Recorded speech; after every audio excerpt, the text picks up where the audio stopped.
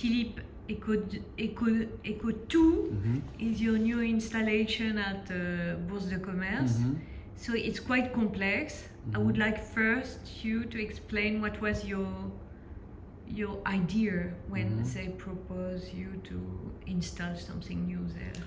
The first thing that came was the fact that it was a show that was going to happen during the summer, show. So that was the first trigger.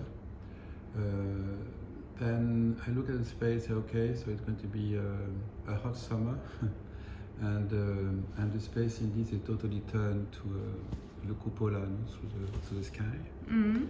So that was my first, in a way, reading. I had a nice conversation with Philippe Parreno, the architect.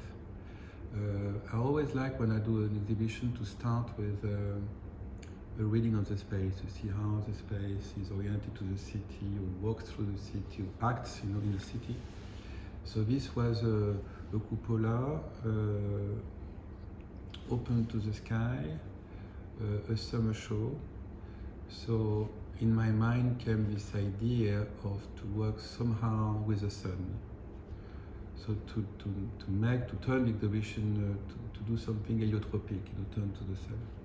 And so from one idea to another came this I call it a creature or automaton, whatever you call it, a biomechanical being turned to the sun. So it works in a way, I mean, for me, in a really simple way now. The sun comes in, it's there and crossing the cupola during 6 hours approximately. When it does, you have 3 mirrors that receive the sun. When the sun is there, what they try to do is to look at each other like a sentient machine that looks at its members, at its what composes itself. So it looks at itself. So it's Narcissus story. It's a sort of a narcissist look at itself, and so the mirrors trying to look at the other mirrors. Why they do that? The sunbeam across the space, attracted by the screen that it crosses. When the screen is crossed and an image appears, the sound follows the sound beam, because that's what the sound tries to do, to try to follow what's happening. And when the sun disappears, it becomes it enters into a cellular mode. So the bioreactor takes over and tries to repeat what it just saw. So it's a dialogue between the sun, yes, the sound, yes, and some images you produced. So there's one film that is programmed, so to speak, which is a film of this little character that I bought at the time with Pierre called Anne-Lee. And so this is a film which is programmed, so to speak, and when there's no picture, then the computer, the machine, makes pictures, produce images. Coming from where? Coming from the central unit, and it's a deep learning, so it's what they call it a next frame prediction. So it tries to remember again what he says, and also for Anne-Lee, so it tries to reproduce a picture of Anne-Lee. And but also what it does, it says, I don't know if you saw that, when the sun crosses the film, the screen, then the screen reacts to it. So you have a hole, and that cross that follows the beam of the heliostat, and that also generates pictures. So it's in fact it's a system that autopoietic, that generates itself, and sentient in a way, because it has a bit of a conscious of itself, and it's totally turned to the sun, so it works. That's what operates the system. And again, when there is no sun, it enters in because we're talking about yeast, which is composed the bioreactor. It enters into a digestive mode. It tries to digest what it just I will not see because there is no eyes, but Swallow. perceived. Yeah, perceived. Yeah. And so there are very strange machines that regular people don't know, like heliostat. Yeah. Why did you choose heliostat? Can you explain? An heliostat is the first time that I worked with those mirrors. It's a mechanic mirror that follows the sun, and it's used in many contexts where, let's say, there's no sun into a place. You can track the sun wherever it is, and bounce back the sun ray in a place where normally you have never sun. The sun never goes. So, but itself, it's almost a caldera, in fact. Yes, it is a bit like the caldera is operating by chance and by the balance of the weight. It operates a bit like that. It's not about the weight, but it's about the sun. So it's like sort of absolutely. And bioreactor. The bioreactor, it's a device I used a couple of times. The main exhibition I did operated by it was at Tate when I did the turbine hall a couple of years ago. I interviewed you. Yeah, already. And the idea of the bioreactor was to use, in a way, I tried for many years to do exhibitions which are not that enter into a periodic mode, but without having any cycles. So you produce basically chance. You talked about Calder, but we can also talk about John Cage. So that things comes back, the object in a way that you get to see, or the films appears and disappears, but in a non-periodic way. So you could do that with an algorithm today, but I choose rather to do it with life, and life never repeats itself. So the bioreactor is basically yeast that you monitor, that grows and dies and live, and they react to whatever you give them, and they produce a feedback is what interests me. So they produce in a way a cycle which are always changing, and without really using the algorithm to do so. So it just basically is a computer in a way. It's a device that I use to produce events in a random way, although it's not But random. Normally bioreactors are for what? The one that I'm using is used for scientific purposes. So you ask some scientists to help you? Yes, NRS is working on that with me since a while. It's the same yeast that I work with since 10 years or so. So it records in a way? Yes, what you do is that the way it functions is that your yeast eats sugar or react to temperature, or react to the fact that you put water or not in it. So they react to the air, oxygen you give them, or you take oxygen away. So they react to you have ways to communicate that. And basically what they're trying to do is that they're trying to reproduce the milieu, so they try to reproduce what they used to get, and when they don't, they're stressed, and they change their metabolism. And that's what I got when I say the bioreactor is exposed to the sun, the yeast exposed to the sun, because they have a milieu that is is produced by that. And when the sun disappears, then for 10 minutes they're going to get into a mode where they try to reproduce what just perceived, in order to survive. And how do these bioreactors express themselves? It expresses, it tries to survive. But when I'm in the room, how can I know what is a bioreactor doing? When you know it, or you may know it, or you may perceive it when the sun disappears, that you enter into a cellular mode. So you have basically two modes. You have the solar mode and the cellular mode.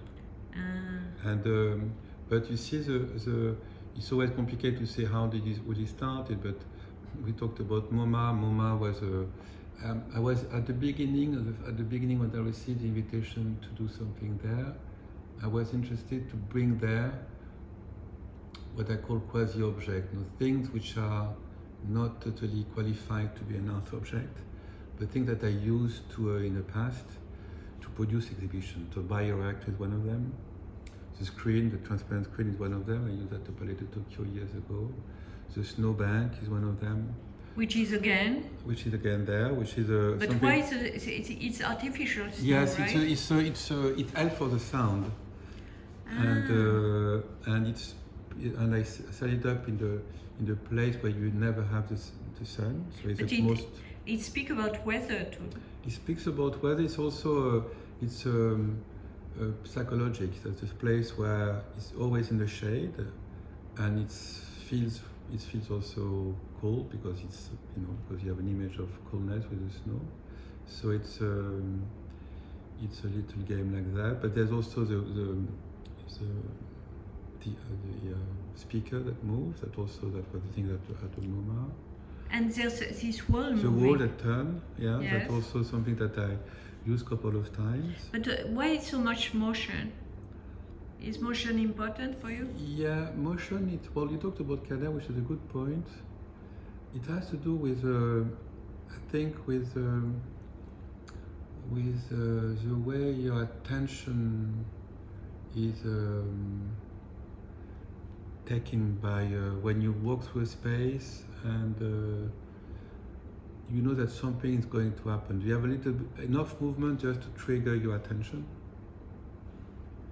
You call it a floating attention, right? You go into a space and something already happened or it's going to happen. So I'm interested by that moment where it's.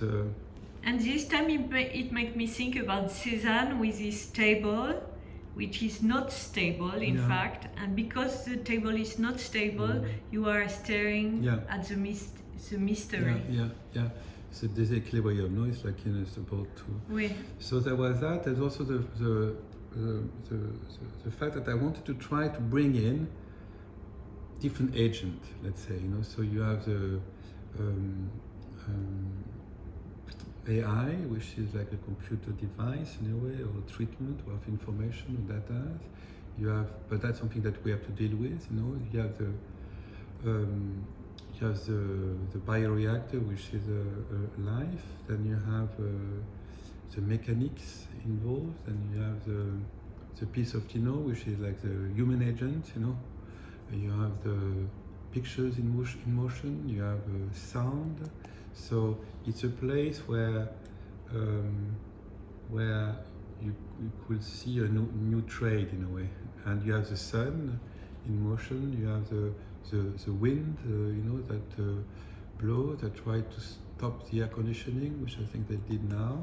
A wind? So I didn't see that. There's a wind that blows on the north side. Okay. There's smell that comes in and out.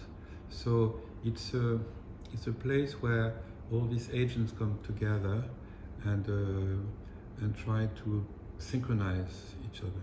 So it's a new world. It's a new world. Yeah, it's an attempt to produce a new world. Yeah, we'll say that. But it's very technological, huh? It's the place where it takes place, the Rotonda, is already a kind of a technological device in a way, because it was a way to ventilate, naturally the space. Hot air moves, open the hatch, and the air circulates. That was I created for the domes at the beginning. So it's already technological in a way, and yes, it's a technology, but not more than what you see. Air conditioning is technological too. So no, but you are using data. You are using cells. Yeah. So data is it data important in your mind, or do you want to express something about what's going on in the society now? What I like with those. I mean, the data, why it's called Echo 2, is that it's something that is quasi alive. So it's being mutating itself. since the last 3 years at MoMA and now here. So it keeps moving. And so I don't want to unplug it. It just start to now it starts to grow and grows, and I hear things that I never heard before. So it has its own kind of way presence, you know. And same for the bioreactor. We start with yeast that since 10 years went through different mutation. So we did DNA and to the reading, and indeed they mutated, you know, the yeast. It's the same yeast that I worked in the beginning. And, at MoMA, you mean? At the yeast that we use at Tate. Ah, already. The same one, yeah. And I went through. We did the genomic sequences, and they change over time. So it's and we have also the events produced by Tino Segal, you know, which is also this part which I really like, because he did it for this, where you have dancers that move and speak through the bioreactor and move with it. So it's kind of nice because it's they're linked together. You know, so because when you look at the dancer, you just look at the dancer. You don't understand there's a link with anything. Well, yes, because I do have a cable that I stop the entire system, I play it again, so there is an influence. You know, one influence the other, and they sing what they just heard before. So there's it's a duet in a way, no, between the machine and the human. Between the bioreactor. Yeah, because the data that you receive when you pursue into space, which are then echoed by the dancers, and the dancers, or the move at least, is also they move like a machine, you know. So there's sort of a pas de deux between the system that is there and the way that is perceived by the and it's also about collaboration. Yeah. So this is another layer. Yeah. So there's plenty of layers. Yeah, there's a lot of but the collaboration, as you know, is something that I always did, and sort of less in the last years, but you did it in Arles.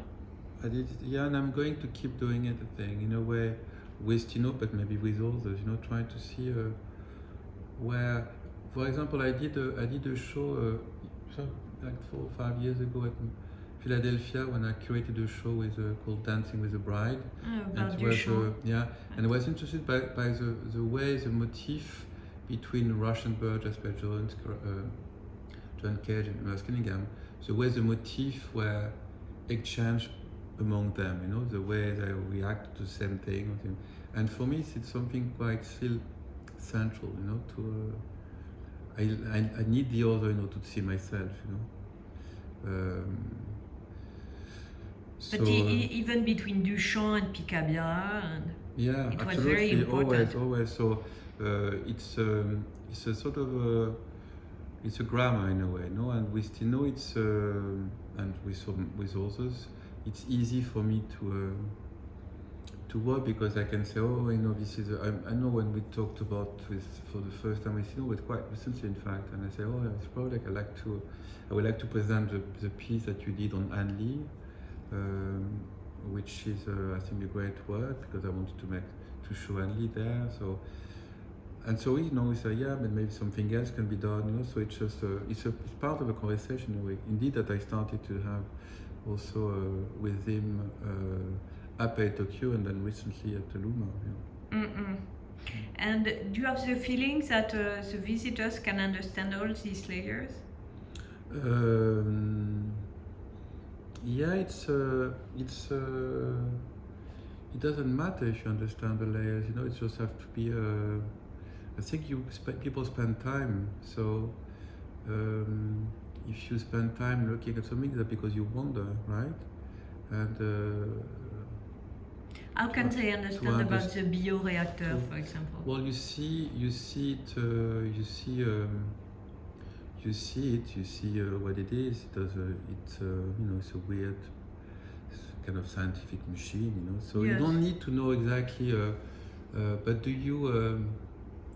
You know, it's a question you could ask when you look at any paintings, you know, in any museum. You know, what do you understand?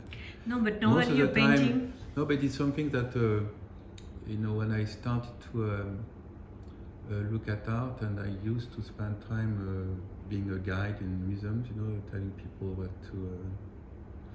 what was there shown. I realized that people spend time. The longer the label is on the wall, the more you spend time looking at the painting, you know, or whatever the object described by the label. So we need, of course, words to, and the more you talk about it, the more you spend time looking at it. But it's in the case of what I do, I also play a little bit with that. You know, there's no. It's very mysterious. Yeah, it's that's what we need, no? Mystery? Yeah, I think no. Not mystery, but whisper. Not everything need to be swallowed. Yeah, you can yeah. But it's new forms. I mean, Yeah, but that's what art is all about, right? Producing new forms. So I hope it's new, or there's something about that. At least there's a promise of something that trying to, you know, be done. You know, then I don't know if it's new or how new it is, but it's a sort of a promise of something. Yeah. but are you speaking about nature? About evolution? About danger? No, I'm speaking about art. I know it's about like my relationship to what is a form. You know, a form is something that there and not there. You know, it's a form is stochastic by essence or by definition. It's there and not there. So it's about the condition in which you see something and the condition in which something disappears. You know. But when you work with the sun, in this period, Yeah. we can't prevent ourselves thinking about what's going on, no? Absolutely, and also I mean the decision also is a solution to try to turn out the air conditioning to feel a little bit what's, you know. So, you know, museums are one of the many boxes that modernity produce. You know, we produce boxes to white boxes to see objects, black boxes to see moving images, night boxes to, French would say, what the you know, to go and dance. You know, I mean, so we do things in compartments, in boxes, and This is a so- round box. So this is a way, in a way, to. But generally speaking, when I do an experiment, I try to make the space a bit sensitive to its surrounding. And in the case of the Bourse de Commerce, surrounded by the brutal summer that we are going through. And what is the next step now? What do you think about? What is your new obsession? It looks like you have obsession. Yes, the new, there's a couple of ones. I'm obsessed right now by the voice. I realize that there's a lot of, we talked about an object or an automaton or creature that look at itself, say Narcissus, yes, a little bit, you know. I'm obsessed by that, by how an object can describe itself, you know.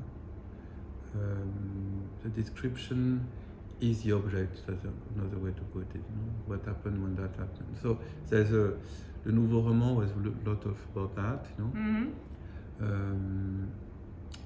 When I did the film on Marilyn, I recreated the voice of Marilyn that describes in a way the place in which she is.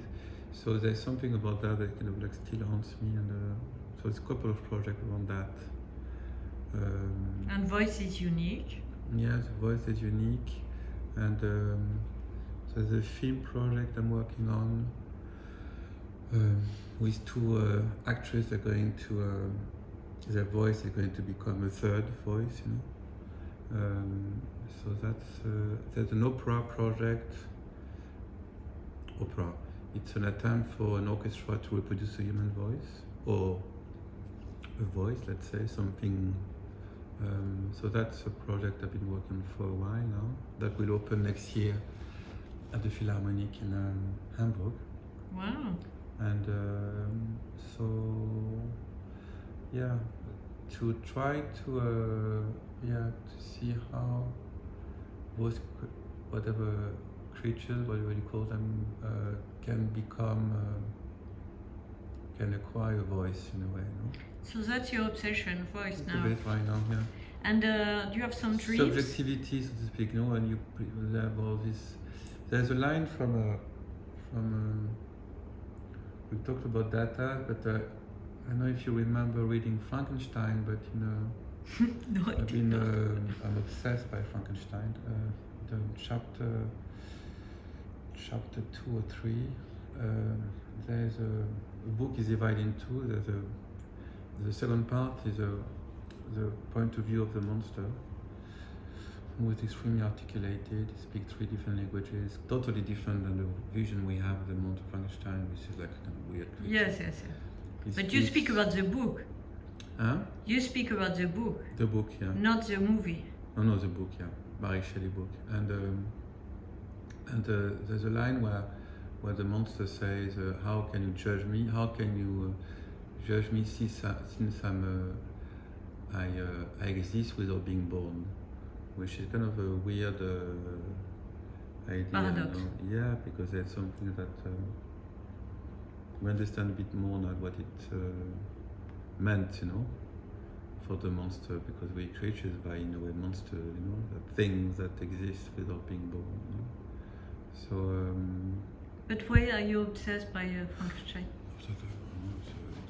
It's again. If you look at the work I did years ago, it says when Annelies, it's an old work, and when she starts by saying all I'm saying is true. The name through which I'm talking to you, it's not my, the voice in which I'm talking to you, it's not my voice. So there's something where, it's by that maybe there's a moment when an object turns to be a subject, something like So that. it's about also robot, machine, again data, creation. Yeah, but about exhibition in a way, the first exhibition were programmed with more rudimentary tools, but it was still, a film was on the tape, played, and then stop. The light will go on. The time for the player to rewind, and then start again. So it's about object plus time, But what does he say? An object plus time for me is something that goes into an object acquire time and share the same time than you, then become a strange subject like you are, Object plus time is a strange thing. So I've been interested by that for a long time, and it's a form that exists through time, not only through space. So no, but Frankenstein, why? Oh, Frankenstein. Well, because it's a beautiful text, and it tells a lot about this idea of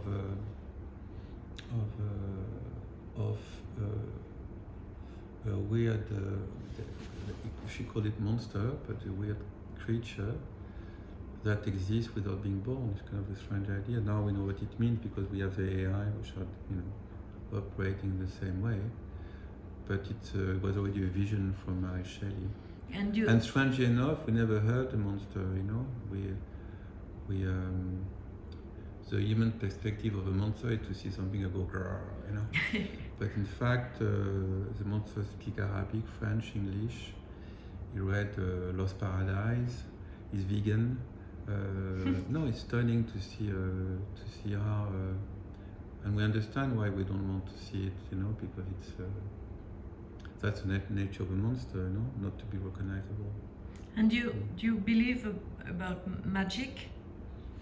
I believe about, yeah, of course, yeah. It's that was a line